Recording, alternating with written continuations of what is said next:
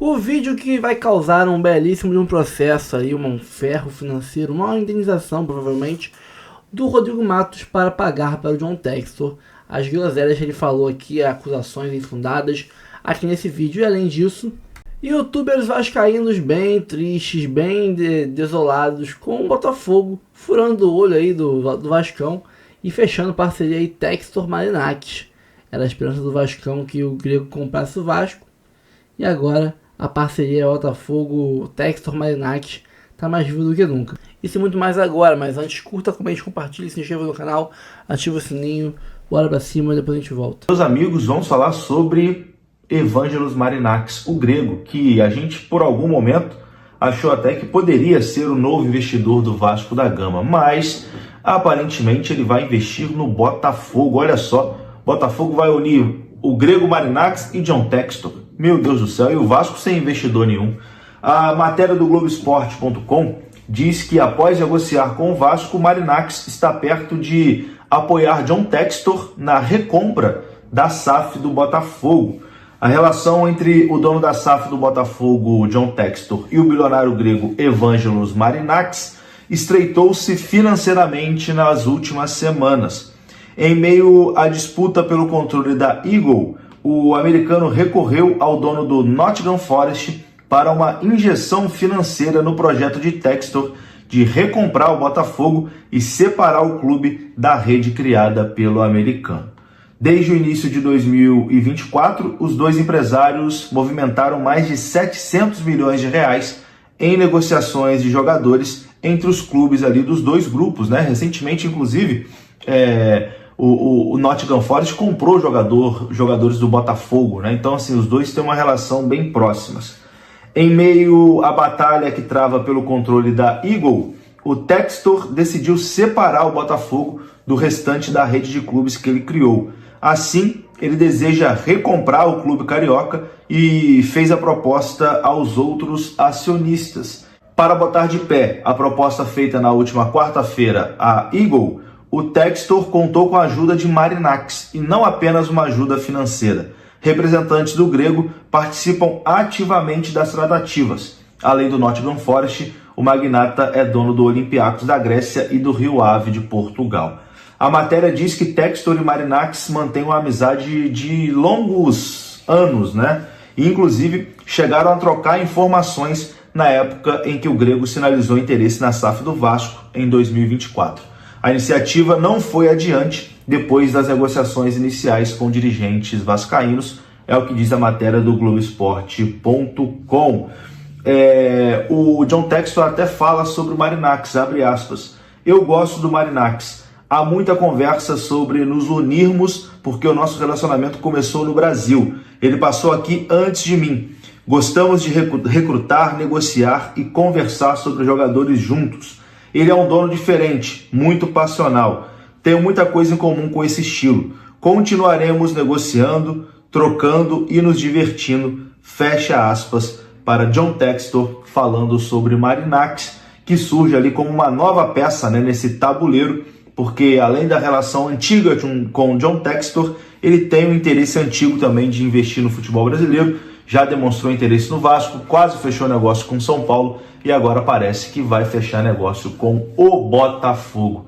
É isso, enquanto o Botafogo vai para mais um grande investidor, o Vasco segue parado no tempo. Então agora nos resta aguardar, torcer por dias melhores, torcer para que de repente, do dia para a noite, surja um investidor, como por exemplo do Botafogo. Olha que loucura, o Marinakis, lembra? Que estava interessado na compra da SAF do Vasco, está se juntando ao John Textor no Botafogo. Os dois juntos parece que vão gerir o Botafogo. Imagina só, cara, no Vasco uma situação dessa aí, complexa, o clube associativo de novo no comando da SAF e no Botafogo, né? 2 bilionários aí tomando conta do clube, muito provavelmente levando o Botafogo aí a ter times cada vez mais fortes, com cada vez mais investimento e buscando cada vez mais títulos de expressão. Enfim, como eu falei, o que nos resta é torcer e sonhar por dias melhores no Gigante da Colina. Eu, pelo menos, tento pensar dessa forma. Outra coisa que já gerou bastante polêmica. John Textor e Evangelos Marinakis, dono do Nottingham Forest, se reuniram para discutir a entrada do Botafogo na rede de clubes do Forest. A ajuda financeira do magnata grego ao americano para recomprar as ações do Botafogo junto a Yeagley representará apenas o primeiro passo de uma relação que será bem mais próxima. Até aí, Marinakis já chateou o torcedor vascaíno. Porque, olha, se você já tinha aquela dorzinha, aquela invejazinha do Botafogo, porque fechou com o John Textor, imagina agora com essa situação do Evangelos Marinakis, mas não para por aí. Marinakis, que seria o majoritário a partir do momento em que o Botafogo entrasse na sua rede. Admira o trabalho feito por Textor à frente do Alvinegro e deseja manter o empresário no... Ai, meu Deus, essa informação aqui é que o Marinakis vai comprar o Botafogo e o John Textor vai ser, meu irmão, funcionário dele.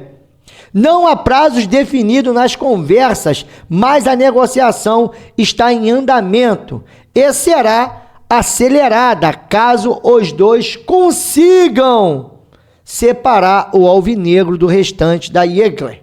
Aí, para a gente poder finalizar, o grego Evangelos Marinakis sinalizou o interesse em comprar a SAF do Vasco, mas após conversas com os dirigentes do Cruz Maltino, o negócio esfriou e não foi à frente. Tem uma galera usando, sabe, aquela fala, aquela narrativa, serve para o Botafogo, o investidor, mas não servia para o Vasco. O Vasco vai contratar, o Vasco vai conseguir um investidor melhor do que esse no mercado? Rapaz, olha. Fica imaginando, cara, o Botafogo com o Evangelos Marinakis. Imagina se ele está fazendo um bom trabalho no Nottingham. Imagina se lá o Olympiacos é campeão de tudo. Cara, eu fico muito preocupado com isso daqui, porque parece que nós ainda estamos bem atrás daquilo que é o futebol brasileiro hoje, mas é claro, eu quero saber da sua opinião, o que vocês acham disso tudo, dessa movimentação do Botafogo a um possível investidor que tentou o Vasco, mas aí quando foi conversar com as figuras, né, que sabem tudo, que estão protegendo o Vasco. Mas vamos para mais uma, tomara que o Andrés Gomes consiga render frutos, mas tem também para onde errar, né, irmão? É uma aposta de 50 milhões de reais. E para ter uma galera aí falando, o Vasco tá duro, que compra esse discurso, continua comprando. E aí já vamos aí, essa gestão para 150 milhões de gasto. É um ano, tá? Um ano de gestão no futebol. Já estamos encaminhando aí mais ou menos para uns 130 milhões de reais gastos em contratações e só uma surtiu efeito. Para a gente dar uma arredondada nos dados aí, Botafogo, vendas 324 milhões, Gregory Almada, Igor Jesus, Jair com Luiz Henrique, mais 211 milhões, certo? Tá o asterisco aqui e o Rodrigo vai contar pra gente. Ninguém sabe de fato para onde foi o dinheiro, né? Se foi pro Lyon ou pro Botafogo, aparentemente foi pro Lyon, mas enfim. Como diria Gal Costa, né? Onde está o dinheiro? Gato comeu, gato comeu.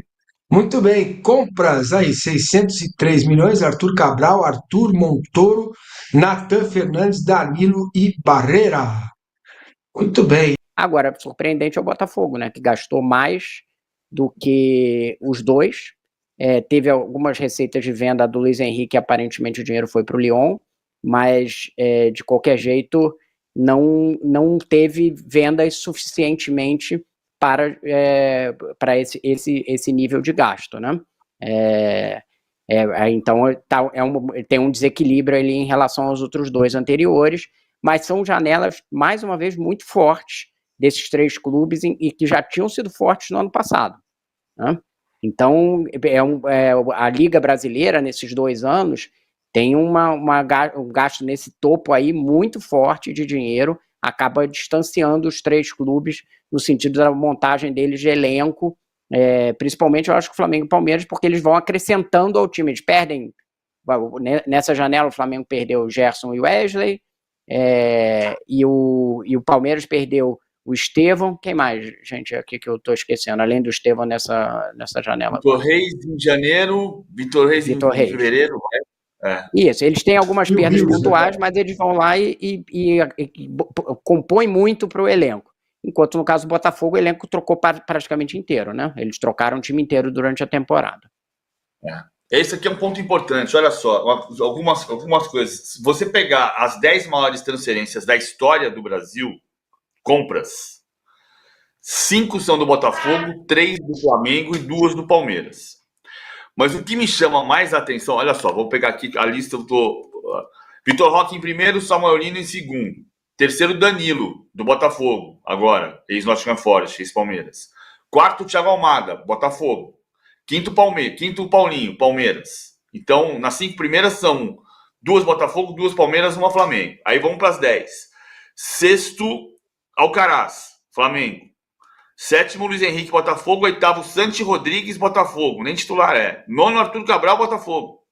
10º, Gerson, Flamengo. Se você seguir nessa lista até o 18º lugar, só tem Palmeiras e Botafogo e Flamengo. Aí o 19º é o Lúcio Rodrigues do Bahia, que é o jogador mais caro da história do Nordeste do Brasil. Comprado do Liverpool do Uruguai no ano passado pelo Bahia por 24 milhões. Com inflação vai ser Tevez, tá? Colocando a inflação, o Tevez ainda é o mais caro da história, mas tem que contar a inflação. Lúcio Rodrigues custou 65 milhões de reais, foram 24 milhões de euros na época. Agora, olha outra. Então é Palmeiras, Botafogo, Flamengo, avalizando o que está dizendo o Rodrigo. Palmeiras, Botafogo, Flamengo. E o Botafogo tem 5 das 10. Só que o Botafogo não justifica esta receita. Ok, tá tudo bem, Botafogo é campeão da Libertadores, campeão brasileiro, parabéns. A gente torce para que tudo ande bem e que seja um exemplo para os modelos novos de administração do Brasil. Bom, ainda a gente tem dúvidas, estamos falando sobre isso, semana passada falamos também. Bom, o que me chama mais atenção ainda, nessa bolha que a gente já tratou, que tem a ver com as bets, e tem a ver com dinheiro de televisão, e tem a ver com as negociações de ligas, que esse dinheiro vai acabar uma hora, então são bolhas. Olha só, o recorde de contratações de cada clube. Palmeiras, Vitor Roque, 2025. Botafogo, Danilo, 2025. Flamengo, Samuel Lino, 2025. Bahia, Lúcio Rodrigues, 2024. Cruzeiro, Matheus Henrique, 2024. Atlético Paranaense, o Kevin Viveiros, 2025. Fluminense, Canóbio, 2025. Atlético Mineiro, Júnior Santos, 2025. Dos grandes clubes do Brasil, o Bahia está aqui. O Corinthians, o recorde é o Tevez, 2005. O Santos, o recorde é o Leandro Damião, 2014. O Vasco, o recorde é Edmundo, 99. E o São Paulo é 2018, o Pablo. Cara, de 14 clubes, 10 tem recorde de compra entre 2024 e 2025. É um negócio espantoso. Porque a gente sabe que alguns são muito justificáveis, Flamengo e Palmeiras. Flamengo e Palmeiras fizeram um processo de reformulação de times muito vencedores entre 2019 e 2023. O Palmeiras hoje está passando por um processo de reforma do elenco. 12 jogadores saíram, então 9 chegaram. Tem sentido. Mas quando você começa a espalhar isso para ver Atlético Mineiro, que não está pagando, que não teve a crise dos salários agora, Botafogo, que tem a crise da Eagle agora, Cruzeiro, que foi vendido, cara, tudo é 2024, 2025, recorde de compra, é impressionante. E estão brigando no segundo patamar da Europa, né? Em valores de jogadores, né? Você pega jogadores como, que aí eu acho que saíram do perfil do que era antes. Vitor Roque, Danilo e Samuel Lino são jogadores jovens que estavam sendo ali, estavam jogando na segunda prateleira da Europa constantemente. Né? A gente pode até discutir aqui o Danilo no Nottingham Forest, não era um jogador tipo assim, não deu certo na Europa, né? Ele teve uma questão de contusão e tal, mas ele teve um bom desempenho na Europa antes de voltar para o Botafogo. O Samuel Lino teve bom desempenho na Europa. O Vitor Roque tinha dado uma caída, mas ainda assim não era considerado um ativo, vamos nos livrar do Vitor Roque, era um ativo importante. Então são 3 jogadores jovens, não está mais vindo aquele... disputando de 20 milhões de euros, jogadores jovens que estão disputando ali segunda prateleira da Europa, esses 3 times. O Samuel Lino tem uma questão particular só, que é... O Samuel Lino é um craque. E isso já mostrou no primeiro jogo contra o Atlético. Ele é um craque. Agora, a avaliação do Atlético é que ele jogou abaixo do que ele podia nas 2 últimas temporadas. E aí teve a questão do limite de extracomunitários. Que a gente trabalha, não existe mais limite de estrangeiro na Europa. Não existe por causa do passaporte. Se você tiver passaporte comunitário, não tem limite, né? Mas se você não tiver passaporte comunitário, que é o caso do Samuel Lino, você vai brigar com os outros. Como o Atlético de Madrid contratou o Almada, eles passaram a ter 3 extracomunitários mais o Samuel Lino, que são o Molina, argentino, o Gallagher, inglês, por causa do Brexit, deixou de ser comunidade, e o Almada que chegou. Então o Samuel Lino sobrou. Isso é uma particularidade que aconteceu, por isso o Atlético de Madrid se sentiu com a necessidade de negociar o Samuel Lino, e aí o Flamengo teve mais dinheiro do que Sevilha, Betis, que times de um escalão que ele poderia ir na Europa também, e ele se interessou por vir para o Brasil. Mas essa é uma questão que me coloca uma dúvida. Você sabe que o meu cachorro Oliver, quando eu coloco um filme na TV, ele fica assim com a cabeça, sabe?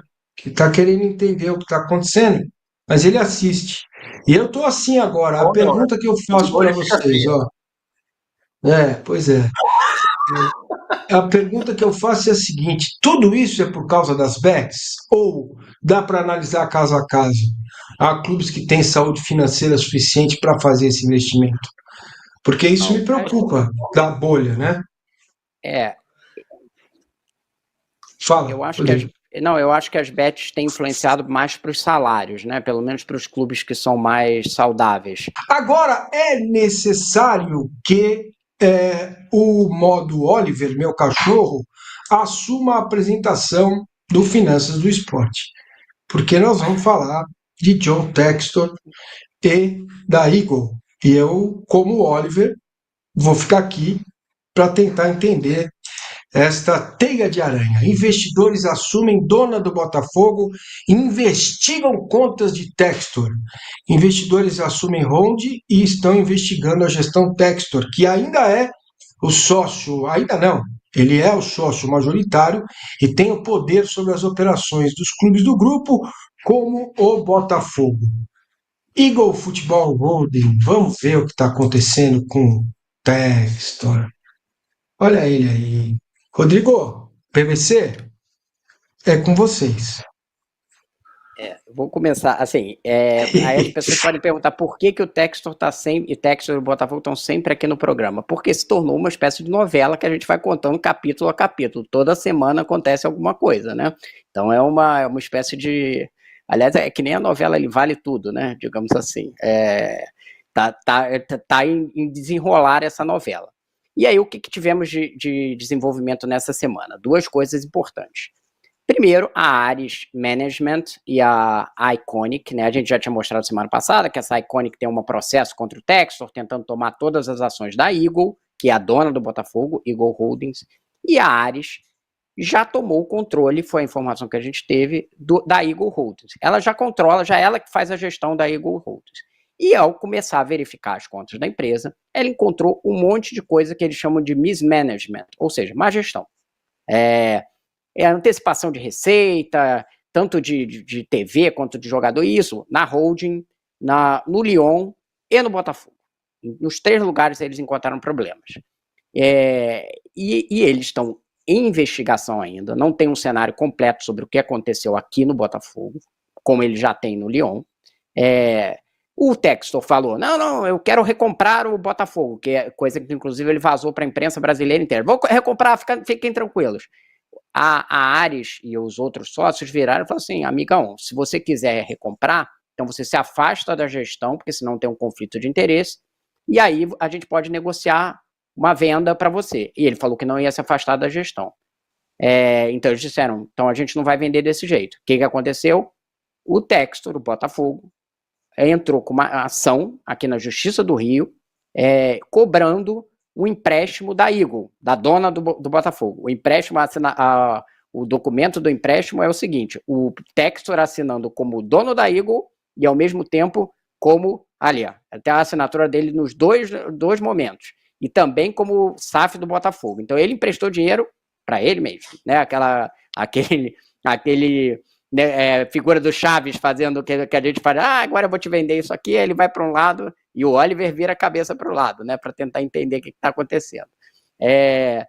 Então, ele fez esse empréstimo de 22 milhões de euros, e aí o Botafogo usou isso como justificativa, o Botafogo controlado pelo Textor, dizendo assim, essa Eagle aí está numa grande crise financeira, pode entrar em insolvência, precisamos garantir que o nosso dinheiro vai ser resolvido, vai ser recebido. Então, queremos que as ações do Botafogo sejam usadas como garantia, que ele pede congelamento dessas ações. Foi dado pela terceira vara empresarial aqui do Rio de Janeiro, com isso as ações ficam congeladas e ninguém não vai poder ter uma intervenção da Eagle, que hoje não está mais no poder do Textor, apesar dele dizer o contrário, não está mais no poder dele, como está claro, inclusive, porque ele entrou com uma ação contra a Eagle, né? E aí ele continua no poder e ninguém pode intervir aqui. Agora, por que ele alega que a Eagle não pode pagar? Porque essa Eagle se meteu em muitos problemas e ela está insolvente, pode entrar numa insolvência, está em grande crise financeira. Quem era o gestor da Eagle até abril? O Textor. John Textor. Então assim, quem que criou essa crise toda? Quem que fez o empréstimo de 600 milhões com todos os acionistas lá e não devolveu o dinheiro de ninguém? Ele. Então, assim, se o torcedor quer se iludir que o John Textor é um gênio das finanças, cada um tem o seu direito. Mas a verdade é que ele, lá fora, pegou um monte de dinheiro para comprar esses clubes, não pagou ninguém, essas pessoas tomaram o poder da empresa, estão tentando cobrar, e ele arrumou uma ação aqui para dizer que a crise que ele causou lá fora tem direito para ele manter o Botafogo aqui. Ao mesmo tempo, como a gente mostrou na semana passada, está se associando ao grego Evangelos Marinak para tentar botar um dinheiro para recomprar o Botafogo. A questão do Textor é ele provar que ele, para essas pessoas que ele enganou, porque essa que é a verdade, né? Ele pegou um monte de dinheiro deles, não pagou e cometeu atos que essas empresas consideram como má gestão, que essas pessoas, que ele agora vai fazer um negócio com credibilidade para comprar o Botafogo de volta. Ele precisa convencer as pessoas com as quais ele tem problemas de negócio para recomprar o Botafogo. E, ao mesmo tempo, ele está numa disputa judicial aqui, nos Estados Unidos, no Reino Unido. Tem três lugares diferentes onde tem ações judiciais decidindo o destino do Botafogo. Então, quem acha que, tô tranquilo, ele vai recomprar aqui, vai continuar tudo igual, não é o cenário. Vai ser um cenário longo, de disputa, e sabe-se lá onde vai acabar essa história. Caramba, hein, PVC? Tô peste, viu? Com essa história aí, rapaz. A interferência do Tribunal de Justiça do Rio de Janeiro, ela não é igual, mas é semelhante à ação do Vasco com a 777. O Vasco alegava que a 777 está quebrada, eu preciso proteger o meu patrimônio, eu não posso deixar entrar na massa falida do Vasco. É diferente o caso do Textor por causa da Eagle, mas em comum tem a questão de que você está dizendo para o investidor estrangeiro, no caso a Eagle, que se você vier para um ambiente jurídico do Brasil, você não tem segurança que as suas ações não vão ser congeladas ou que você não vai passar o controle acionário para o sócio minoritário. Aqui não é o Textor no caso, né? O Textor era sócio da Eagle e agora está esse processo de ruptura. Ele ainda é o sócio, mas vai acabar deixando de ser, né? Ele já não tem mais controle da empresa, né? É diferente da 777, mas tem essa semelhança. Ou seja, o Tribunal de Justiça do Rio dá garantia para quem está numa disputa, dizendo, olha lá, o meu sócio lá em cima, ele vai quebrar. E eu não posso deixar o meu patrimônio entrar no meio da massa falida. A diferença é que foi associação, né, PVC? Aqui com o Vasco era associação que, teoricamente, não tinha nada a ver com a quebradeira da 777. O Textor, ele é responsável pelo que aconteceu na Eagle. Então, ele está entrando contra, alegando um problema que foi ele que causou, não foi um terceiro, né?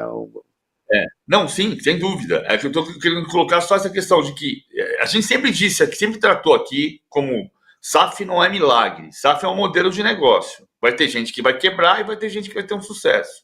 E vai ter gente que vai ser um sucesso e depois vai quebrar, como o exemplo que eu sempre dou do Atlético de Madrid e do Deportivo La Coruña. O primeiro campeão SAD foi o Atlético de Madrid. 4 anos depois, quando o La Coruña era o segundo campeão SAD, o Atlético de Madrid tinha caído para a segunda divisão. E aqui está acontecendo. O ano passado foi o ano das SAFs, né? A final da Libertadores foi entre uma SAF Botafogo e uma SAF Atlético Mineiro, e a outra SAF Cruzeiro foi finalista da Copa Sul-Americana. né? E o Botafogo, o SAF, foi campeão brasileiro. O ano seguinte, a gente está vendo que tem problemas para se solucionarem entre Botafogo e Eagle, Vasco 777, diferentes com algumas semelhanças em relação a garantir que o meu parceiro quebre, que eu não entre nessa massa. Bem, muito bem, esse é um emaranhado que continua e o torcedor do Botafogo, cara, presta atenção nessas questões, tá? Porque isso pode sim refletir em cima da qualidade do time, do desempenho do seu time, influenciar inclusive aquilo que é mais precioso para você, que é a camisa do Botafogo, tá bom? O que a gente faz aqui, a nossa missão, a minha é atrapalhar menos o PVC e o Rodrigo, é de apresentar esses dados para que você saiba o que está acontecendo com o seu clube de futebol, do coração, enfim. Por favor, preste atenção nos dados, né? Se informe, tenha uma discussão inteligente. Calma, não vai embora ainda. Aqui em cima tem um vídeo especialmente escolhido para você. E aqui embaixo tem o último vídeo que a gente postou. Corre lá e assiste, é maneiro. E aqui você vai se inscrever no canal. Clica aqui, se inscreve no canal, dá essa moral pra gente. Tamo junto.